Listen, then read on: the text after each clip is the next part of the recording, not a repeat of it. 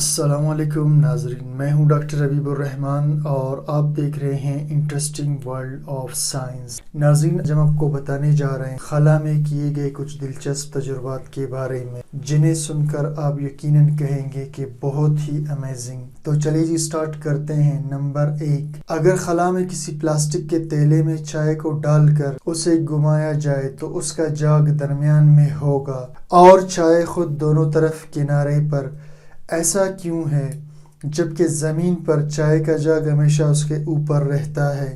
تو اس کی سائنسی وجہ یہ ہے کہ چائے کے جاگ میں ہوا موجود ہوتی ہے، اور چونکہ ہوا ہلکی ہوتی ہے یعنی اس کی ڈینسٹی کم ہے باقی لیکوڈ کے مقابلے میں، اس لیے ہوا یعنی جاگ درمیان میں آ جاتی ہے اور ایک گول سا دائرہ بنا لیتی۔ نمبر 2، اگر آپ خلا میں کسی پنکھے کو ایک مرتبہ ہاتھ سے گھما کر چھوڑ دیں تو وہ ہمیشہ کے لیے گھومتا رہے گا، یعنی آپ کو کوئی بجلی نہیں چاہیے اسے گھمانے کے لیے، کوئی وابڈا کو بل ادا نہیں کرنا پڑے گا۔ لیکن اس میں وابڈا والوں کو پریشان ہونے کی ضرورت بالکل بھی نہیں ہے، کیونکہ خلا میں چلتا ہوا پنکھا ہوا بھی نہیں دے گا کیونکہ وہاں پر ہوا ہے ہی نہیں۔ نمبر 3، ناظرین، آپ نے ایٹمی دھماکہ نیوکلیئر ایکسپلوژن کا نام ضرور سنا ہوگا اور شاید فلموں میں آپ نے دیکھا بھی ہو، جو انتہائی تباہی پھیلانے والے ہتھیار ہیں۔ لیکن کیا آپ نے کبھی سوچا ہے کہ یہی ایٹمی دھماکہ اگر زمین کے اوپر موجود خلا میں کیا جائے تو کیا ہوگا؟ اس کے لیے سائنسدانوں نے بہت سالوں پہلے ایک تجربہ کیا جسے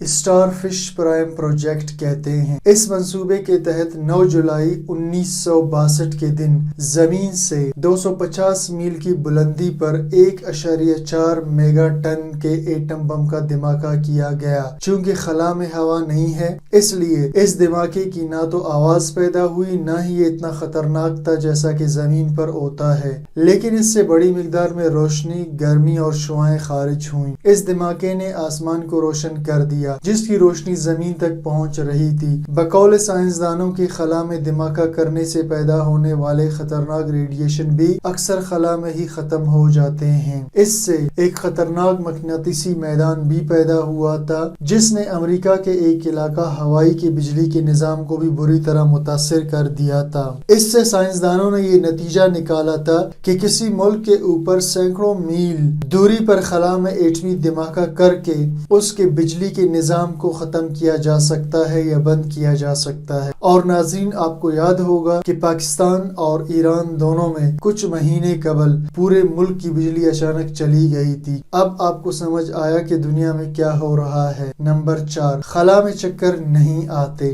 اگر آپ زمین پر تیزی سے گھومتے رہیں اور پھر رک جائیں تو آپ کو چکر آتے رہیں گے اور آپ اپنا توازن برقرار نہیں رکھ سکیں گے، جس کی وجہ سے آپ گر جائیں گے۔ ایسا کیوں ہوتا ہے؟ اس کی وجہ یہ ہے کہ آپ کے گھومنے کی وجہ سے آپ کا سینٹر آف گریویٹی بگڑ جاتا ہے، یعنی ہر جسم کا ایک مرکز ہوتا ہے جہاں اس کا سارا وزن لگ رہا ہوتا ہے۔ اگر وہ مرکز اپنی جگہ سے ہل جائے تو انسان کا بیلنس بھی خراب ہو جاتا ہے۔ لیکن خلا میں چونکہ گریویٹی نہیں ہے، اس لیے خلا میں سینٹر آف گریویٹی بھی نہیں بدلتا اور انسان کو چکر بھی نہیں آتے۔ اس تجربے کو ٹم نامی آسٹروناٹ نے کیا۔ وہ لگاتار 2 منٹ خلا میں گھومتے رہے مگر رکنے پر ان کو کوئی چکر نہیں آئے۔ نمبر 5، سائنسدان 1970 کے بعد سے لے کر اب تک خلا میں پودوں کو اگانے کی کوشش کر رہے ہیں۔ ایسا سائنسدان اس لیے کر رہے ہیں کیونکہ خلا میں کھانے پینے کی چیزوں کو لے کر جانا مشکل ہے، جبکہ انہی اشیاء کے بیج لے جانا آسان ہے۔ اگر ان کو خلا میں کسی مناسب درجہ حرارت پر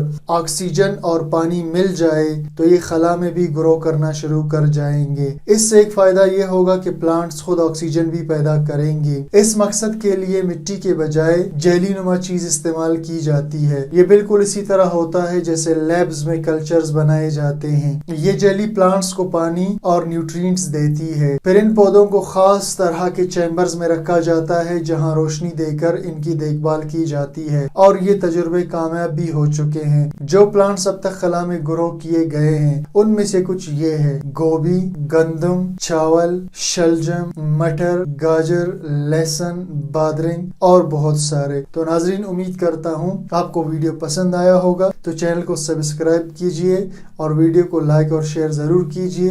ملتے ہیں نیکسٹ ویڈیو میں۔ اللہ حافظ۔